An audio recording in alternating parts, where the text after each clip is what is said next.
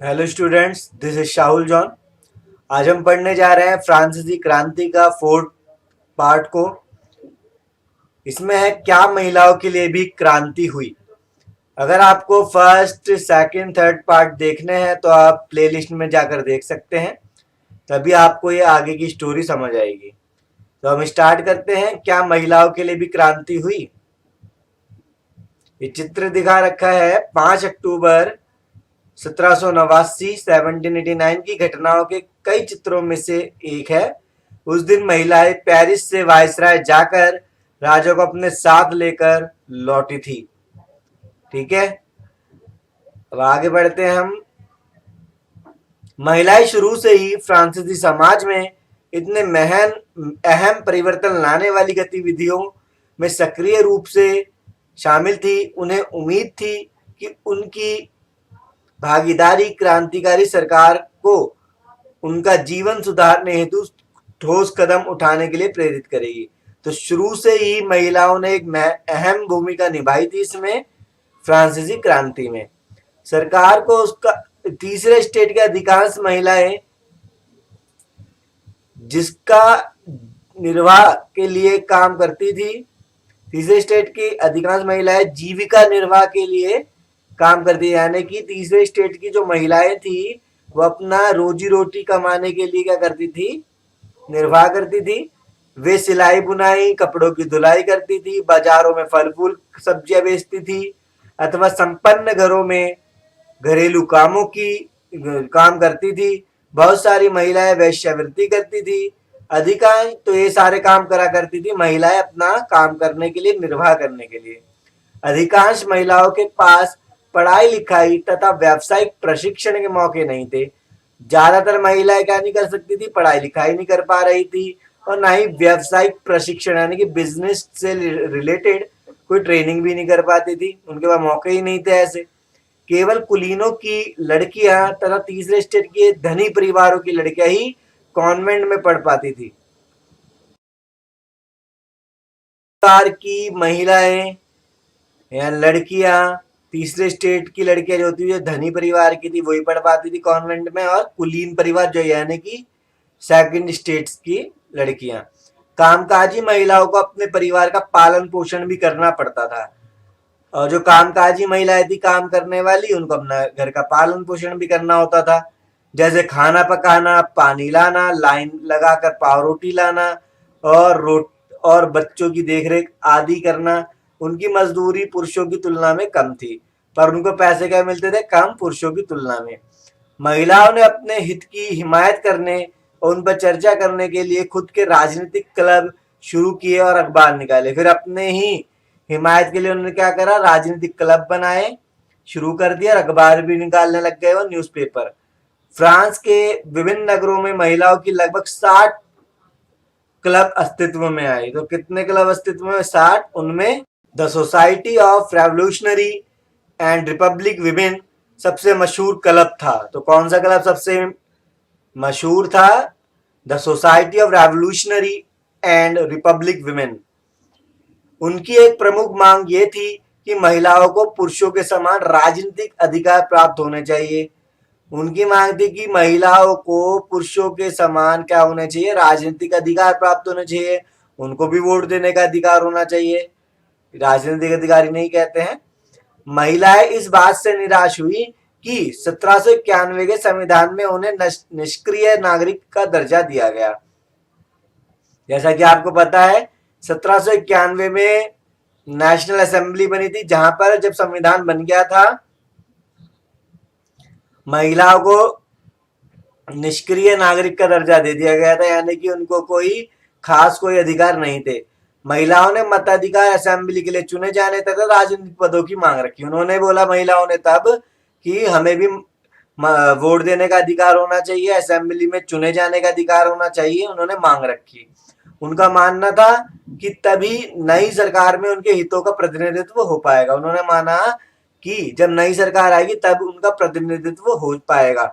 प्रारंभिक वर्षों में क्रांतिकारी सरकार ने महिलाओं के जीवन में सुधार लाने वाले कुछ कानून लागू किए। और शुरू के वर्षों में क्रांतिकारी सरकार ने महिलाओं के जीवन में सुधार लाने के लिए क्या करे, बहुत से कानून बनाए। सरकारी विद्यालयों की स्थापना के साथ ही सभी लड़कियों के लिए स्कूली शिक्षा को अनिवार्य बना दिया गया। अब सरकारी विद्यालयों की स्थापना तो करी, गवर्नमेंट स्कूल की स्थापना तो करी, साथ ही साथ लड़कियों के लिए इम्पोर्टेंट बना दी, कंपलसरी बना दी शिक्षा को लेना, एजुकेशन को लेना, यानी कि स्कूल में पढ़ना। अब वो भी स्कूल में जा सकती थी। अब पिता उन्हें अब उनकी मर्जी के खिलाफ शादी करने के लिए बाध्य नहीं कर सकते थे। अब क्या होता था कि अब जो उनके पिता होते थे जबरदस्ती शादी नहीं करवा सकते थे उनकी। शादी को स्वैच्छिक अनुबंध माना गया। शादी को एक स्वैच्छिक अनुबंध माना गया, मतलब स्व इच्छा से शादी करना, कि वो अब अपनी मर्जी से शादी कर सकती हैं। और नागरिक कानूनों के तहत उनका पंजीकरण किया जाने लगा। और नागरिक कानूनों के तहत क्या हुआ, उनका पंजीकरण किया जाने लगा। तलाक को कानूनी रूप दे दिया गया और मर्द औरत दोनों को ही इसकी अर्जी देने का अधिकार दिया गया। दोनों ही, अब मर्द औरत दोनों तलाक के लिए कोर्ट में जा सकते थे। अब महिलाएं व्यावसायिक प्रशिक्षण ले सकती थी। अब वो बिजनेस से रिलेटेड ट्रेनिंग ले सकती थी जो पहले नहीं लेती थी। कलाकार भी बन सकती थी, छोटे मोटे व्यवसाय चला सकती थी। फिर भी राजनीतिक अधिकारों के लिए महिलाओं का संघर्ष जारी रहा। फिर भी ऐसे में उन्होंने और संघर्ष जारी रखा। आतंक राज के दौरान सरकार ने महिला क्लबों को बंद करने और उनकी राजनीतिक गतिविधियों पर प्रतिबंध लगाने वाला कानून लागू किया। उन्होंने बोला महिला क्लबों को बंद करने और उनकी राजनीतिक गतिविधियों पर प्रतिबंध लगाने वाले कानून को लागू किया गया। आतंक राज के दौरान सरकार ने महिला क्लबों को बंद करने और उनकी राजनीतिक गतिविधियों पर प्रतिबंध लगाने वाला कानून लागू किया। कई जानी मानी महिलाओं को गिरफ्तार भी कर लिया गया और उनमें से कुछ को फांसी पर चढ़ा दिया गया। ठीक है, बहुत से को फांसी भी चढ़ा दिया गया था महिलाओं को। मताधिकार और समान वेतन के लिए महिलाओं का आंदोलन अगली सदी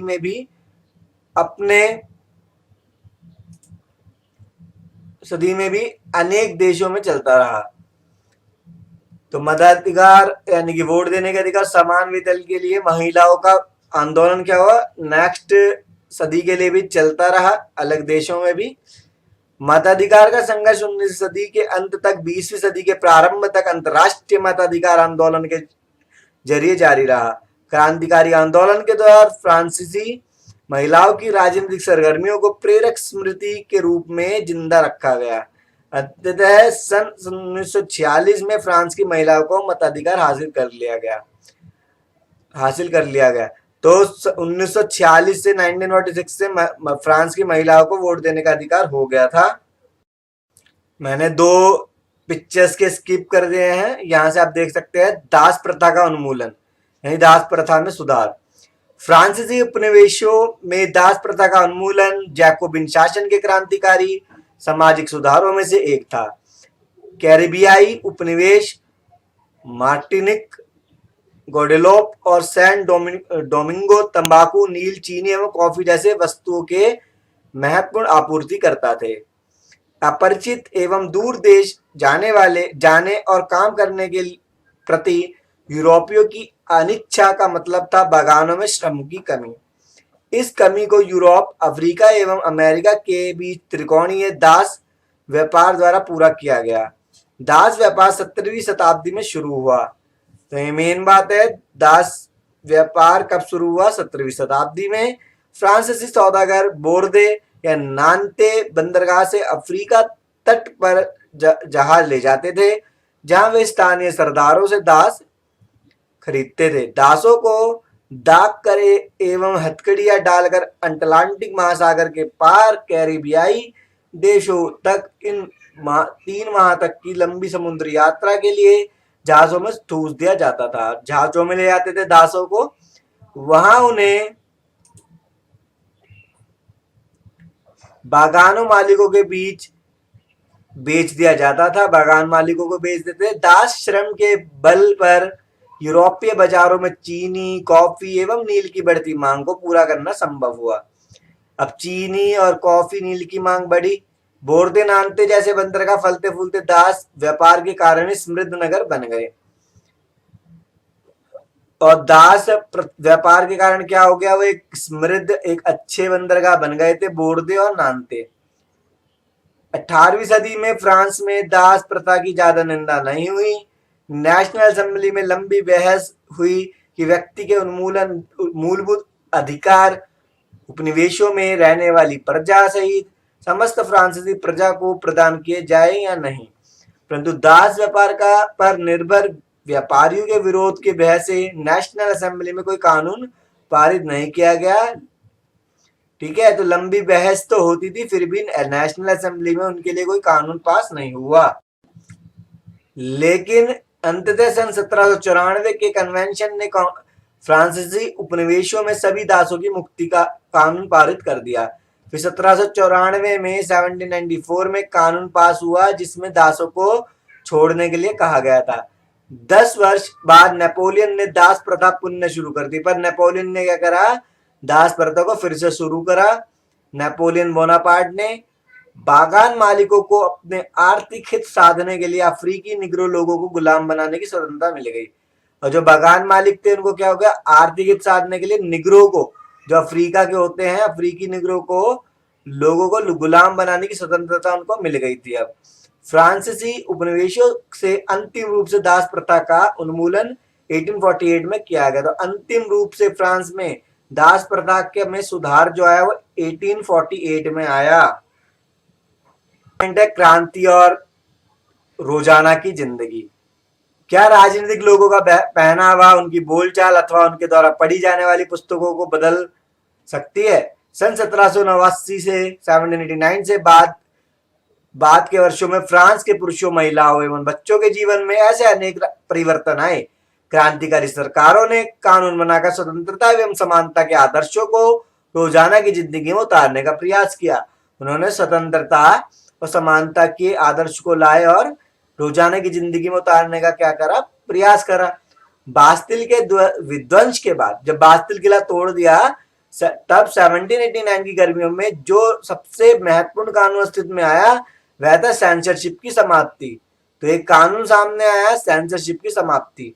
प्राचीन राजतंत्र के अंतर्गत तमाम लिखित सामग्री और सांस्कृतिक गतिविधियों, किताब, अखबार, नाटक को राजा के सेंसर अधिकारों द्वारा पास किए जाने के बाद ही प्रकाशित या मंचित किया जा सकता था।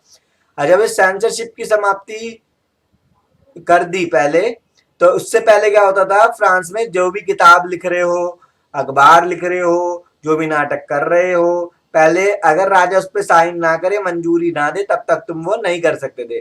पर बाद में सेंसरशिप की समाप्ति कर दी गई।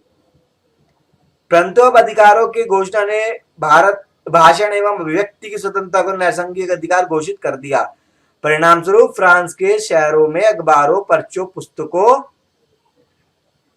एवं छपी हुई तस्वीरों की बाढ़ आ गई। अब छपी छपाई छापते थे पुस्तकों को, अखबारों को, पर्चों को, जहां से अब तेजी से गांव देहात तक जा पहुंची। उनमें फ्रांस में घट रही घटनाओं, परिवर्तनों का ब्यौरा और उन पर टिप्पणी होती थी। अब जो भी फ्रांस में घटना होती थी वो अखबार में छप जाता था और लोग पढ़ लेते थे। फ्रांस की प्रेस की स्वतंत्रता का मतलब यह था कि किसी भी घटना पर परस्पर विरोधी विचार भी व्यक्त किए जा सकते थे। और प्रेस की जो स्वतंत्रता होती है उसके अंदर आलोचना भी करते हैं, तारीफ भी करते हैं, ये सारी बातें हो पाती थी वहां पर। प्रिंट माध्यम का उपयोग करने का एक पक्ष ने दूसरे पक्ष को अपने दृष्टिकोण से सहमत कराने की कोशिश की। प्रिंट मीडिया मतलब जिसमें प्रिंटिंग होती है, छपाई होती है। नाटक, संगीत और उत्सवी जुलूसों में असंख्य लोग जाने लगे। नाटक में, संगीत में, उत्सव जुलूसों में बहुत सारे लोग जाने लग गए। अब स्वतंत्रता और न्याय के बारे में राजनीतिज्ञों एवं दार्शनिकों के लिए के पांडित्यपूर्ण लेखन को समझने और उससे जुड़ने का यह लोकप्रिय तरीका था, क्योंकि किताबों को पढ़ना तो मुट्ठी भर शिक्षितों के लिए ही संभव था, क्योंकि बहुत सारे तो अनपढ़ थे। अब जो शिक्षित थे वो मुट्ठी भर थे, इसलिए वो ही उस पढ़ पाते थे। तो यहाँ हमने पढ़ा कि सेंसरशिप की समाप्ति हो गई थी। ठीक है, सारांश है इसका, जो कि लास्ट है इसका निचोड़ है ये 1804 में नेपोलियन बोनापार्ट ने खुद को फ्रांस का सम्राट घोषित कर दिया। उसने बोल दिया मैं ही फ्रांस का सम्राट हूं। उसने पड़ोस के यूरोपीय देशों की विजय यात्रा शुरू की। पुराने राजवंशों को हटाकर उसने नए साम्राज्य बनाए। उनकी बागडोर अपने खानदान के लोगों के हाथ में दे दी। नेपोलियन खुद को यूरोप के आधुनिकरण का अग्रदूत मानता था। तो नेपोलियन ने 1804 में क्या करा, अपने को मान लिया सम्राट और खुद को अग्रदूत मानने लग गया आधुनिकरण का, मशीन लाने का, ऐसी चीजों का। उसने निजी संपत्ति की सुरक्षा के लिए के कानून बनाए और दशमलव पद्धति पर आधारित नापतोल की एक समान प्रणाली लाई। दशमलव कि जो नाप तोलने की प्रणाली को कौन लाया? नेपोलियन। और निजी संपत्ति की सुरक्षा के कानून भी नेपोलियन ने बनाए। शुरू में बहुत सारे लोगों को नेपोलियन मुक्तिदाता लगता था। बहुत से लोगों को बहुत पसंद आता था नेपोलियन, तो नेपोलियन उनको मुक्तिदाता भी लगता था और उसमें जनता को स्वतंत्रता दिलाने की उम्मीद थी। और उसमें क्या उम्मीद थी? जनता को स्वतंत्रता दिलाने की। पर जल्दी ही उसकी सेनाओं को लोग हमलावर मानने लगे। पर बाद में क्या हुआ? नेपोलियन की सेना को लोग मानने लग गए हमलावर। आखिरकार 1815 में वाटरलू में उसकी हार हो गई। 1815 में यूरोप के बाकी हिस्सों में मुक्ति और आधुनिक कानूनों को फैलाने वाले उसके क्रांतिकारी उपायों का असर उसकी मृत्यु के काफी समय बाद सामने आया। यूरोप के बाकी हिस्सों में मुक्ति तो दिलाई उसने, आधुनिक कानूनों को फैलाने वाले उसके क्रांतिकारी उपायों का असर उसकी मृत्यु के काफी समय बाद सामने आया। बाद में आया कि उसने जो फैसले लिए थे उससे उसकी मौत हो गई थी। स्वतंत्रता और जनवादी अधिकारों के विचार फ्रांसीसी क्रांति की सबसे महत्वपूर्ण विरासत थे। ये विचार 19वीं सदी में फ्रांस से निकलकर बाकी यूरोप में फैले और इनके कारण वहां सामंती व्यवस्था का नाश हुआ। औपनिवेशिक समाजों ने संप्रभु राष्ट्र राज्य की स्थापना के अपने आंदोलन में दासता से मुक्ति विचार को नई परिभाषा दी। टीपू सुल्तान और राजा राम मोहन राय क्रांतिकारी फ्रांस में उपजे विचारों से प्रेरणा लेने वाले दो ठोस उदाहरण थे। यह हमारा चैप्टर यहीं खत्म होता है। अब हम नेक्स्ट चैप्टर की ओर बढ़ेंगे। ये आपका क्वेश्चन आंसर है, आप बुक में अपने देख सकते हैं। अगर आपको ये वीडियो पसंद आई है तो इस वीडियो को लाइक शेयर करना ना भूले, ताकि मैं और भी चैप्टर्स आपके लिए बना सकूं। और अब आप मुझे अनअकैडमी भी फॉलो कर सकते हैं, बस आपको टाइप करना होगा SHUL साहुल।